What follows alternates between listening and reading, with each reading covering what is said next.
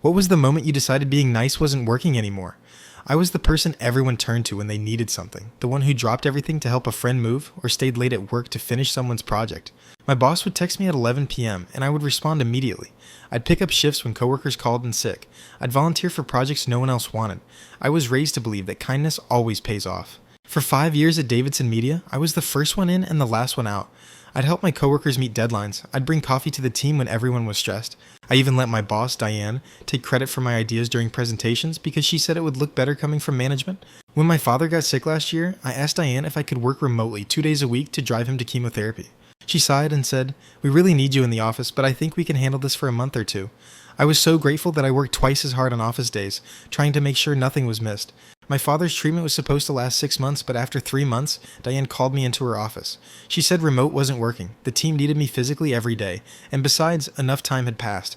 I explained that my father was only halfway through his treatment. He couldn't drive himself, and he had no one else. She just looked at me until I looked down and said, "I understand." I spent the next week burning through my savings to hire drivers for my father. I was exhausted, constantly worried about him, but I was still the first one in the office every morning. Then the Maxwell project came along, a huge client that could make or break our neighborhood. I spent weeks researching, preparing the presentation, creating mock-ups, everything. I even missed one of my father's appointments to finish it. The day before the presentation, Diane asked to see my materials. I gave her everything, including my presentation notes. The next morning, I arrived early, excited to present my work, only to find the conference room already full. Diane was standing at the head of the table, showing my slides to the clients. I stood frozen in the doorway as she used my exact words, my research, my ideas. When she saw me, she smiled and said, "Oh, great. Jennifer, can you get everyone some coffee? We're just getting started." The client turned, saw me, and said, "Aren't you the one presenting this?" Before I could respond, Diane intervened and said, "Oh no. This is my project. Jennifer was just helping with the research." I got the coffee. I stood in the back of the room and watched as she was praised for my work. The client loved it. They signed a 3-year contract, the largest in the company's history.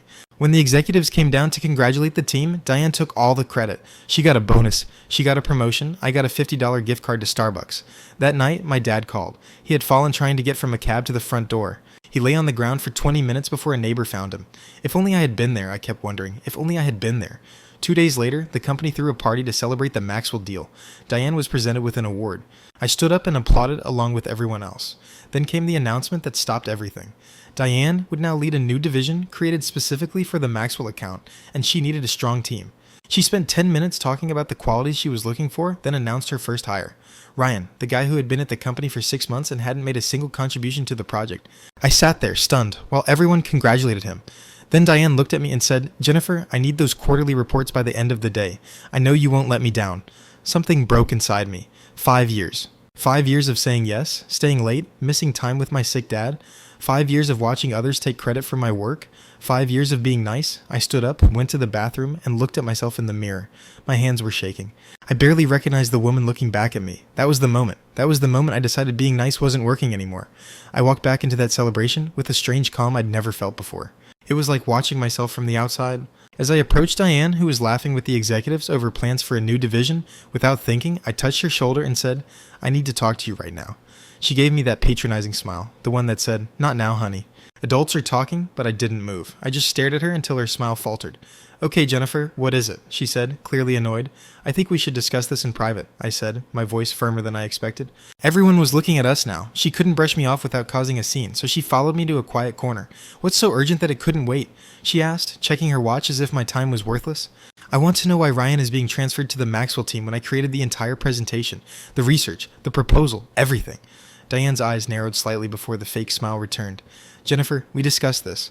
This was a team effort, and as your manager, I decided how to allocate resources. I felt something bubbling inside me, something hot and unfamiliar. Anger. I'm not talking about the presentation. I'm talking about the team assignments for the project I designed. I deserve to be on that team." She laughed. She literally laughed.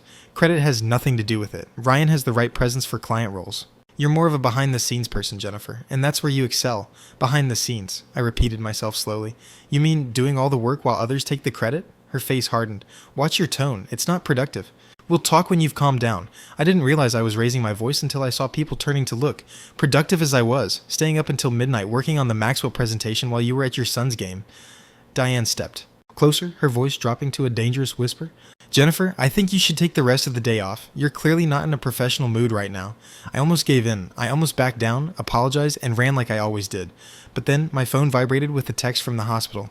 My dad had been admitted after a fall, more serious than they initially thought. Internal bleeding. I looked at Diane. I'm not taking the day off. I'm quitting. Her eyes widened. What? I'm quitting? I'm tired of being your workhorse. I'm tired of watching you steal my ideas. I'm tired of sacrificing my family for this job where I'm not valued or respected. She instantly changed tack, her voice softening. Jennifer, take it slow. You're upset. I get it, but you're a valuable member of the team. I almost laughed. This is the first time you've ever said that to me, just when I'm quitting. People were definitely staring. One of the executives walked by looking worried. Is everything okay? He asked. No, it's not okay, I said, before Diane could say anything. I just quit because I was tired of my work being stolen by my manager. The entire Maxwell presentation was mine. Every slide, every word, every concept. But Diane presented it as hers. The executive, Ted Wilson, looked surprised. Jennifer, these are serious allegations. These are not allegations. These are facts, I said, feeling a strange force. I have the source files on my personal drive with the dates they were created. I have emails where I sent Diane drafts. I even have research notes in my own handwriting. Diane's face went pale. This is ridiculous. She's emotional because of personal issues. Her father is ill and she can't handle the stress. I felt a surge of rage that she was using my father's illness against me. That was it. I pulled out my phone, opened my email, and forwarded something to Ted. You'll find that I just sent you the original presentation with all my notes, including the comments where Diane specifically asked me to remove my name from the speaker section. You'll also find a recording of our conversation last month where she told me, and I quote, "Just do the work and I'll take care of the client. I need this win for my promotion." I didn't actually plan on sending that recording. I'd done it for my own peace of mind, to remind myself that I wasn't crazy, but now it felt like divine intervention that I had it. Diane's mouth opened and closed like a fish. Ted checked his phone, his expression changing as he opened the email. Jennifer, let's discuss this in my office, he said quietly. I shook my head. I'm done discussing this. I'm done working here. I'm done being nice. I have to go to the hospital. My dad needs me. I'm sending my resignation to HR. I turned to leave when Ted said, Wait, that's disturbing information. We need to get to the bottom of this. I looked back at them. Diane's face was a mixture of shock and fury. Ted looked genuinely concerned. Handle it out however you want, I said. I won't be here. As I walked toward the exit, I heard several people calling my name, but I didn't turn around. I simply walked past the shocked faces of coworkers who had never seen sweet, helpful Jennifer assert herself outside the building. I took a deep breath. It felt like the first real breath I'd taken in 5 years. I got in my car and drove straight to the hospital. My father was pale against the white sheets, but he smiled when he saw me. Hey babe, shouldn't you be at work? I took his hand. They'll cope without me. I'm where I need to be. Over the next few days while my father recovered, I received dozens of calls and texts from coworkers. Some expressed shock, others support. A few even shared stories of how Diana had taken advantage of their work. I ignored most of them, focusing on my father and what would happen next, a week later, while my father napped in his hospital room. I finally checked my email. There was a message from Ted Wilson asking me to call him when I had a minute. Curious? I stepped out into the hallway and dialed his number. Jennifer, thanks for calling, he said, sounding genuinely relieved. I was hoping to talk to you. What can I do for you, Ted? I asked professionally. While I no longer work there, after reviewing the materials you sent and conducting several interviews, we have terminated Diane's employment. Her actions constituted a clear violation of our ethics policy. I hadn't expected that. Oh, I said, unsure of what else to say. He continued, We'd like to offer you her position. I nearly dropped the phone. What?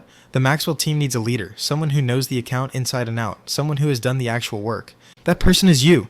I leaned against the wall, trying to process this. The promotion Diana had gotten was now being offered to me. I appreciate the offer, Ted, but I'm not sure I want to come back. There was a pause. Then Ted said, We're willing to offer a significant increase in compensation, full telecommuting options to accommodate your family situation, and payment of the back bonuses Diana received for your work.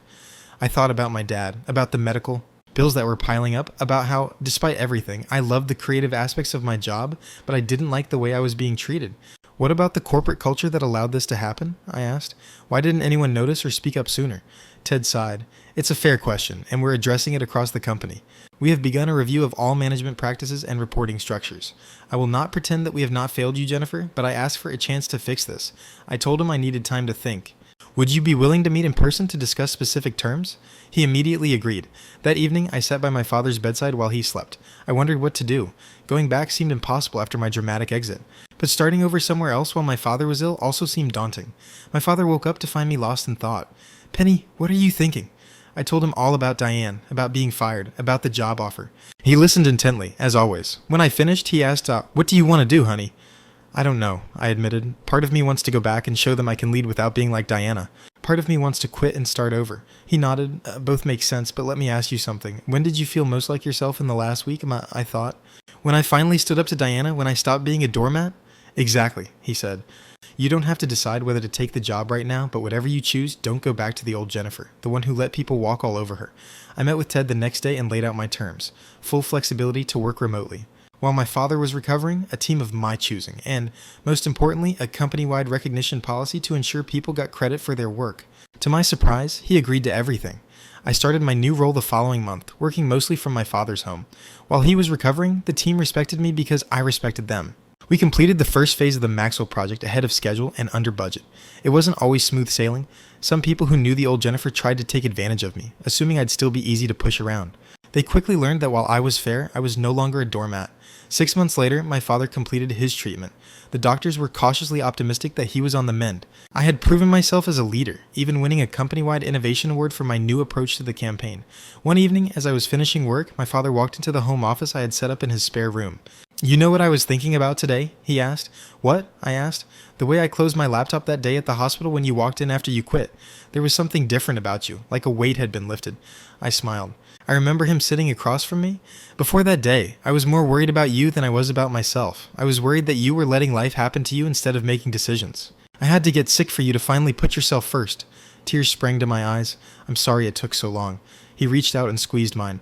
Don't apologize. We all learn our lessons when we're ready to learn them. I'm just glad you learned this one while I was alive to see it.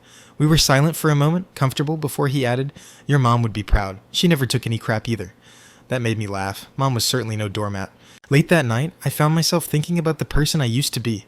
Always saying yes, always adjusting to others' needs before my own. I didn't hate that person. She was kind and well-meaning, but she was also afraid. Afraid of conflict, afraid of disapproval, afraid of being alone. The woman I became wasn't fearless, but she overcame her fears. She set boundaries. She demanded respect. And oddly enough, she got it far more often than the woman who begged for it. The next week, I got an email from Ryan, of all people. He'd been transferred after I took over and was now working under a different manager who seemed to make Diana look like an angel in comparison. The email asked if I had any openings on my team. He'd heard that I was a fair boss who gave credit where it was due. I stared at the letter for a long time, thinking about how desperate I was for validation, how I would jump at any opportunity to work for someone who valued me. Part of me wanted to ignore the letter, to let him feel what I felt, but that wasn't the person I wanted to be either. Kindness didn't mean being easy, but it didn't mean being vindictive either. I wrote back by offering him an interview, promising nothing but giving him the chance I hoped someone would give me. My father saw the letter over my shoulder when he brought me coffee. You're better than me, he sneered. I'd tell him to go to hell. I laughed. Maybe I am, maybe I'm not. But I know I can be kind without being a doormat. I get to decide where my boundaries are now. Not everyone else. Exactly, he said, raising his coffee mug in a toast to boundaries, and to a daughter who finally found hers. I slammed my mug against his. Boundaries, I repeated. And to not confusing kindness with weakness. It was a long way from the woman crying in the bathroom mirror to the leader sitting confidently in her home office, but I wouldn't trade it for anything. Not even for the comfortable invisibility of perpetual niceness. Sometimes the kindest thing you can do for yourself is to stop being so nice to everyone else. That doesn't mean being cruel. It just means making room for your own needs alongside the needs of others. And that moment in the bathroom when I decided being kind wasn't the end of kindness, it was the beginning of self-esteem. And, amazingly, the two could exist side by side. If you were brave enough to make room for both. 2 years later, I'm still at Davidson Media. As director, I built a team known for both excellence and ethics. We list every member by name on every project, big or small. We became the department everyone wanted to work for. My father, whose cancer is in remission, has taken up golf and constantly complains about his swing. He comes to the annual company Christmas party and tells humiliating stories about me. Last month, Diana applied for a position in my department. She didn't recognize my married name on the job posting when she showed up for an interview and saw me. Her face went through about 5 emotions in 3 seconds. I conducted the interview professionally, asked the appropriate questions, and thanked her for her time. I didn't hire her, not out of revenge, but because there were better candidates, people who valued collaboration and honesty. As she was leaving, she paused at the door. You've changed, Jennifer? I smiled. Yes, I have. Thank you for noticing. She looked confused. You're thanking me in a way? Yes. If you hadn't pushed me to my limits, I might never have found my power. So, in a weird way, you helped me become who I needed to be. She didn't know what to say, so she just nodded and left. That night, I told my father about the interview. He laughed loudly, slapping his knee. The look on her face must have been priceless. It was, I admitted. But you know what's funny? I was actually telling her the truth. I'm grateful, in my own way. He nodded sagely. Sometimes our worst moments lead to our best decisions. I often think about that moment in the bathroom mirror, my tear-stained face, my shaking hands, the absolute certainty that something had to change. It was rock bottom. but it was also the foundation on which I built everything else. So when people ask me about that moment, I tell them it wasn't about stopping being kind. It was about starting to be kind to myself, and that brought everything.